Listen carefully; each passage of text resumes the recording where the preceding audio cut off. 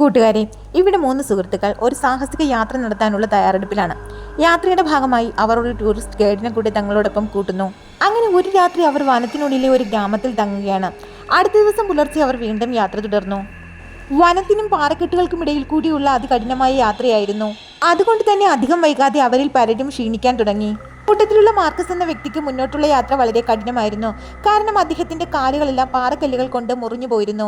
നിലത്ത് വീണ അദ്ദേഹം തനിക്കിനി മുന്നോട്ട് യാത്ര തുടരാനാകില്ല എന്ന് കൂട്ടുകാരെ അറിയിക്കുകയാണ്. എന്നാൽ കൂട്ടുകാരനെ ഉപേക്ഷിച്ചു പോകാൻ മറ്റുള്ളവർ തയ്യാറാകാത്തത് കാരണം മാർക്കസ് വീണ്ടും യാത്ര തുടരുന്നു. ഒടുവിൽ അവരെല്ലാവരും ചേർന്ന് കാട്ടിൽ നിന്നും തടികൾ കൂട്ടിക്കെട്ടി തോണിയുണ്ടാക്കി അതിലൂടെ യാത്ര ചെയ്യുന്നു.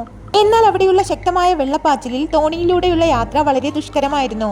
അതുകൊണ്ട് തന്നെ മുന്നോട്ടുള്ള ഈ യാത്രയ്ക്ക് താനില്ല എന്ന് പറഞ്ഞ് ടൂറിസ്റ്റ് ഗൈഡ് പിന്മാറുകയാണ്.